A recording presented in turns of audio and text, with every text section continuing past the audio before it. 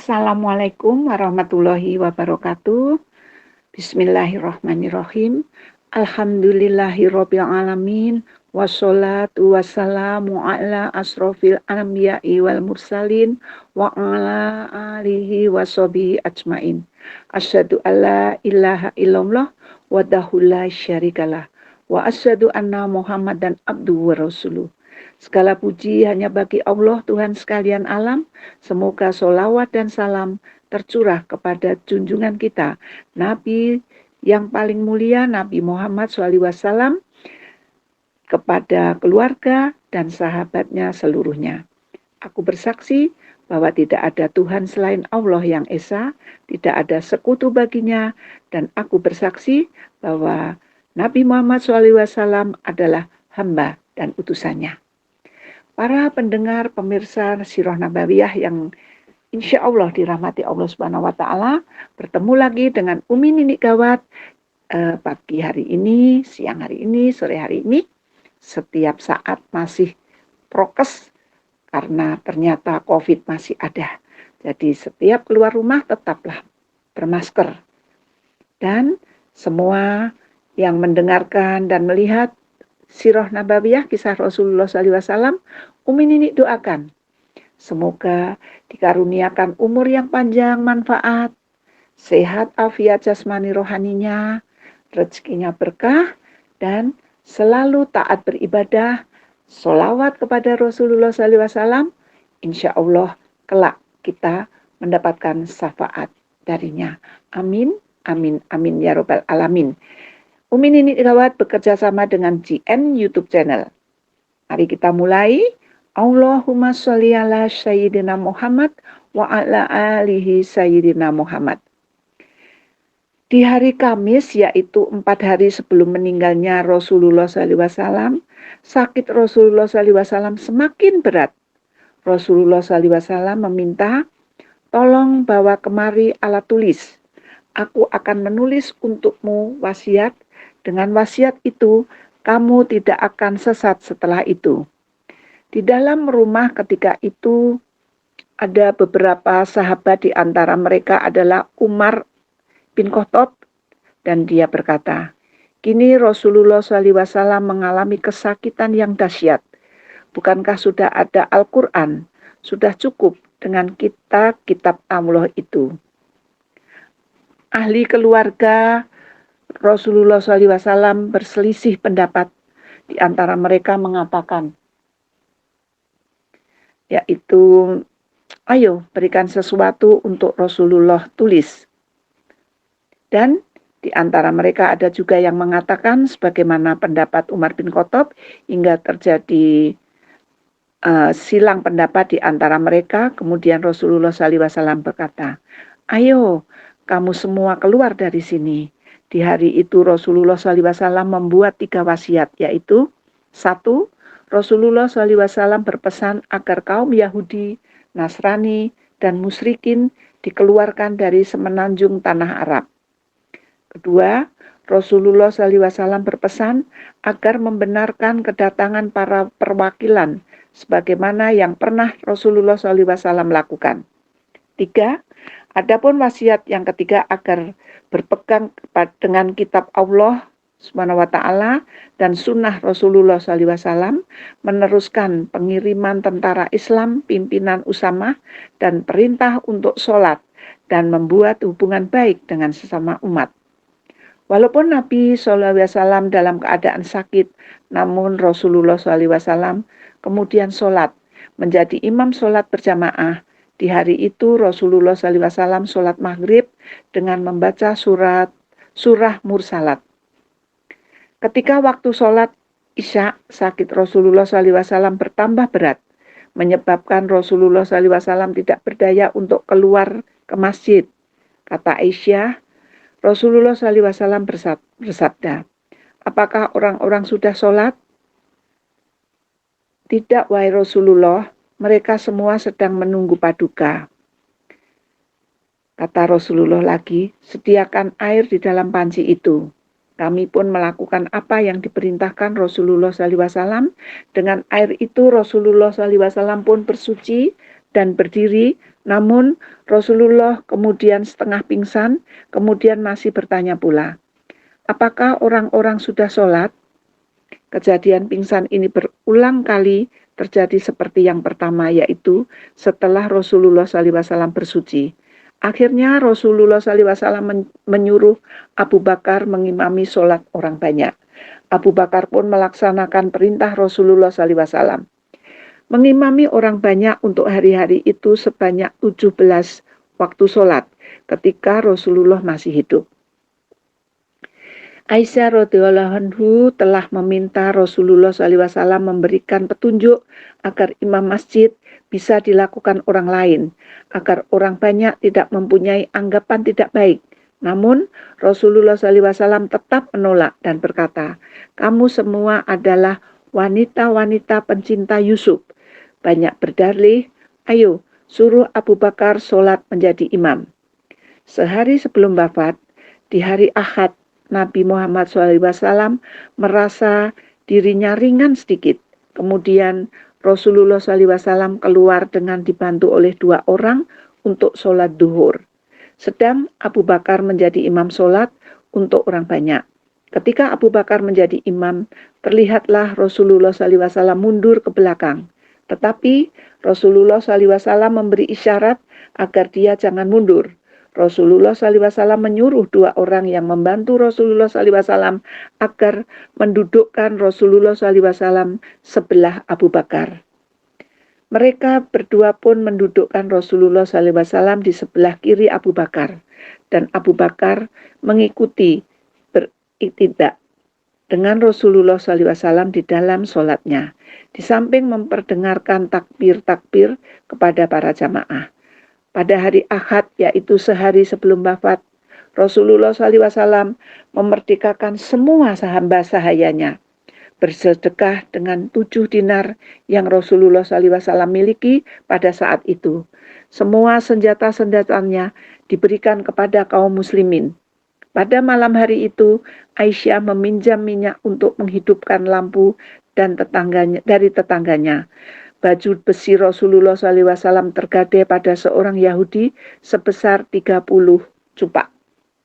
Hari terakhir dalam hayat Rasulullah SAW, Anas bin Malik meriwayatkan, semua kaum muslimin yang sedang sholat subuh di belakang Abu Bakar di hari Senin itu dikejutkan oleh kemunculan Rasulullah SAW dari sebelah tabir kamar Aisyah. Rasulullah SAW melihat dan memberikan senyumannya. Abu Bakar pun mundur ke belakang untuk menyertai barisan di belakang, karena dia menyangka Rasulullah SAW akan keluar sholat.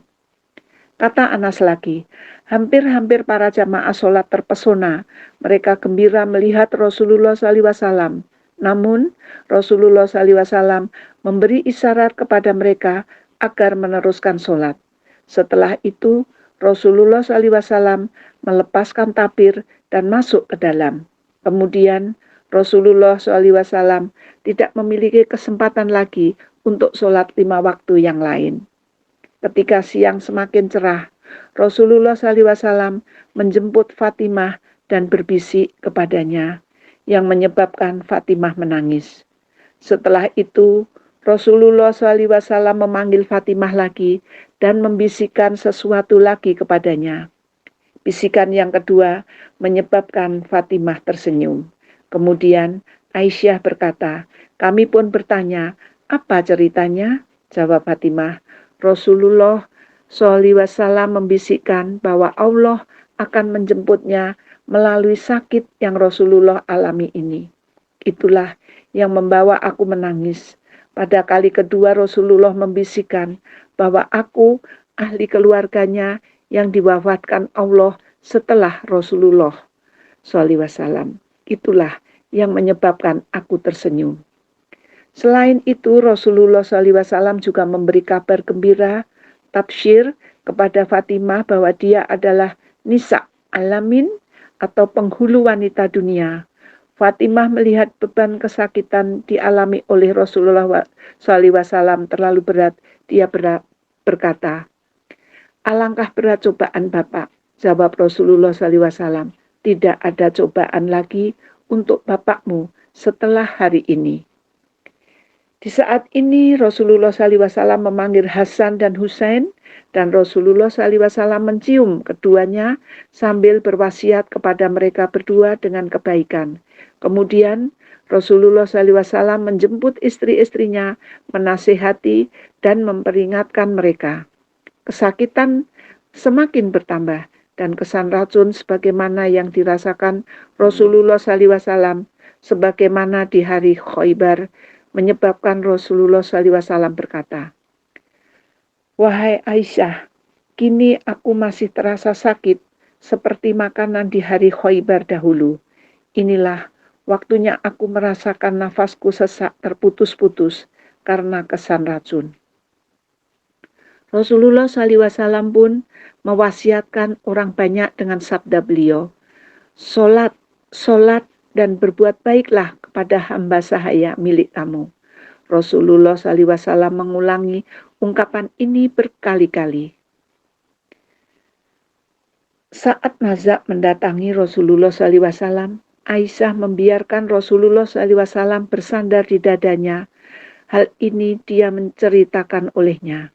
Sebenarnya, di antara nikmat anugerah Allah SWT kepadaku pada saat Rasulullah meninggal di rumahku, di hari giliranku, di antara dada dan leherku, dan menautkan antara liurku dan liur Rasulullah SAW ketika Rasulullah SAW meninggal. Sebelum itu, Abdurrahman bin Abu Bakar telah masuk ke kamar dengan memegang kayu suginya, dan aku membiarkan Rasulullah SAW bersandar.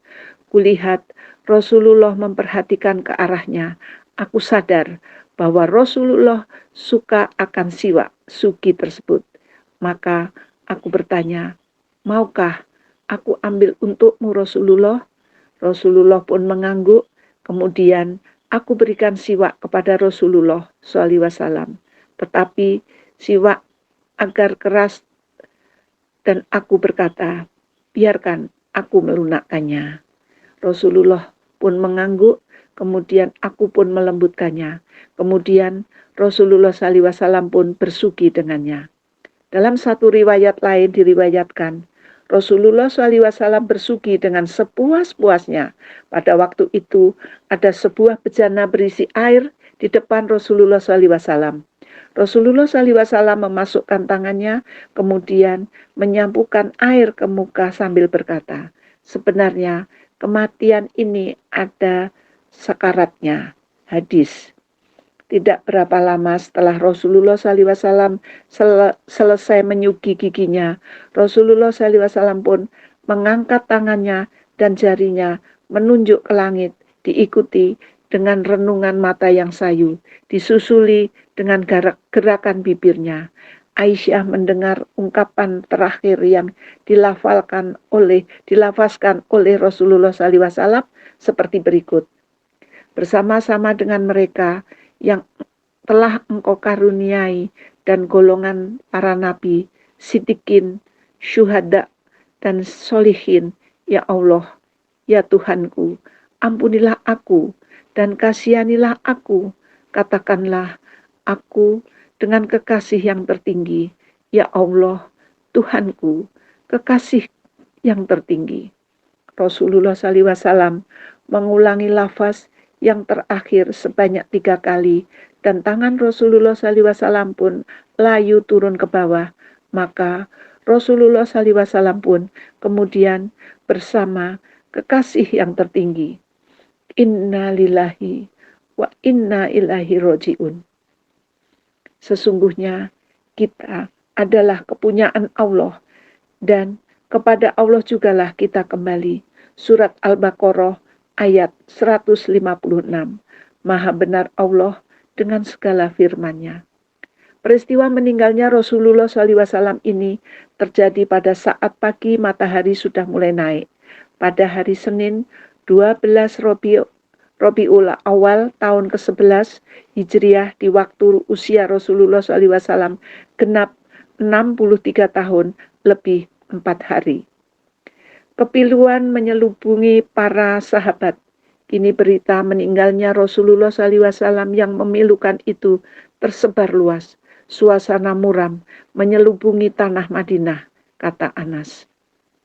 Tidak pernah aku melihat satu hari lebih ceria dan bercahaya dari hari kedatangan Rasulullah SAW ke Madinah, dan tidak pernah pula aku lihat satu hari yang lebih buruk dan muram dari hari meninggalnya Rasulullah SAW. Setelah wafatnya Rasulullah SAW, putri Rasulullah SAW, Fatimah radhiyallahu anha, telah mengucapkan suatu ungkapan, "Duhai ayahku, kau menyahut seruan Tuhanmu. Duhai ayahku, surga Firdaus akhirmu.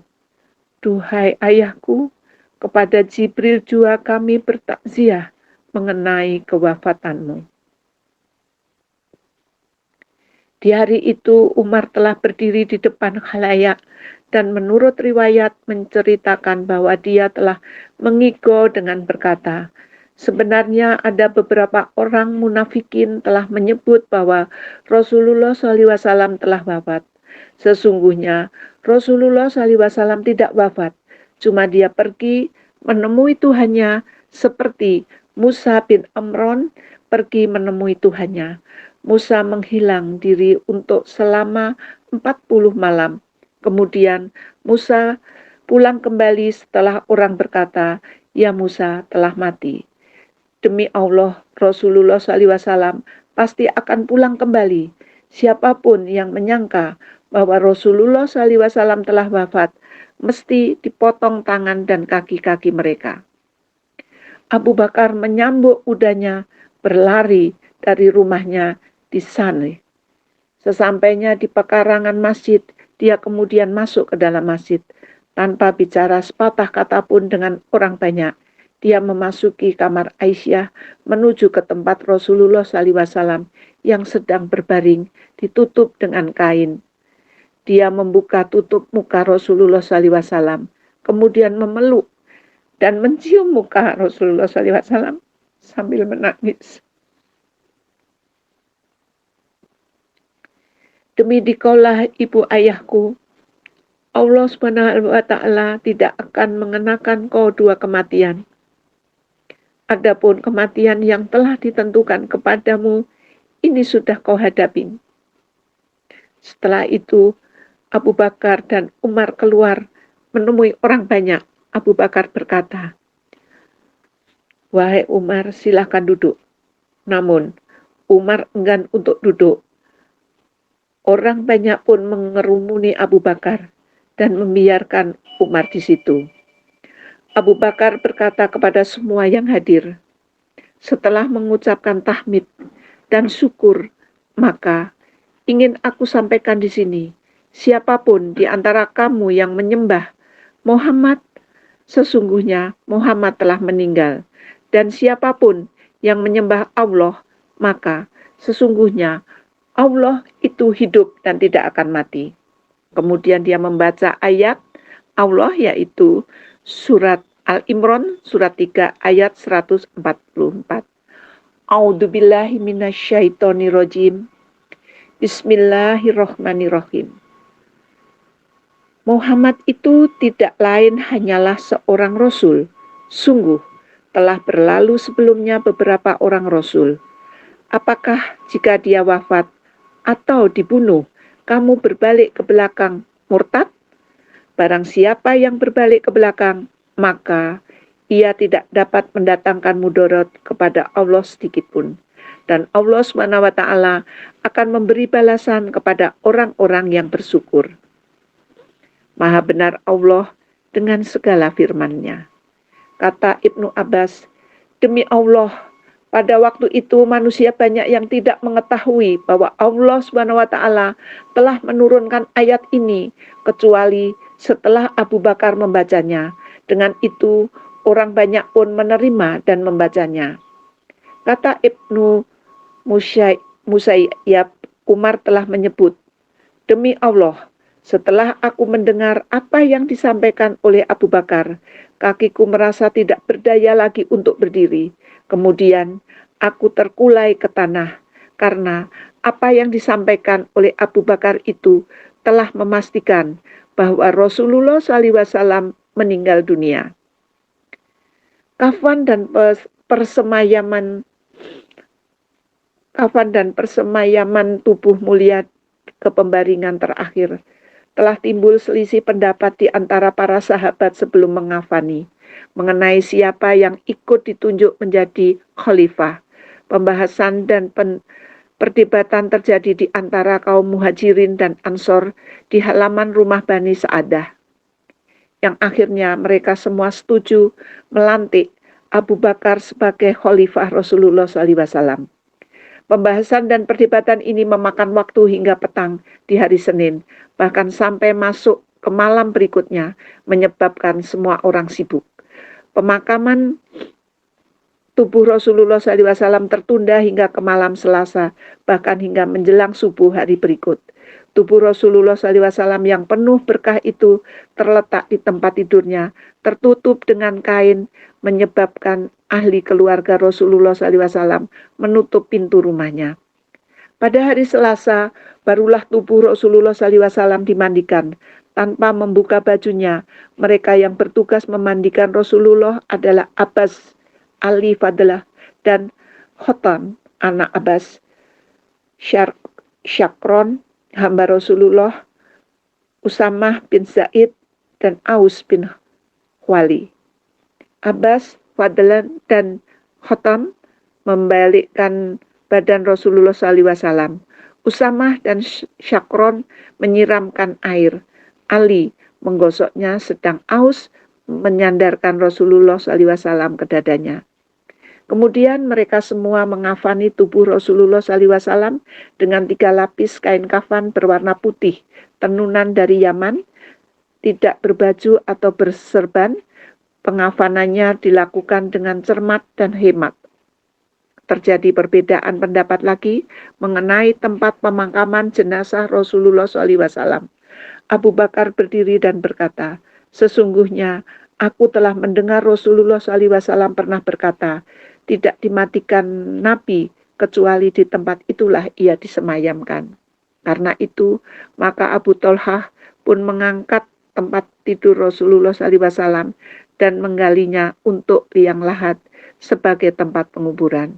Sebelum penggalian, kaum muslimin datang masuk membanjiri ke kamar Rasulullah SAW dengan bergantian 10-10 untuk menunaikan sholat jenazah. Masing-masing tanpa imam.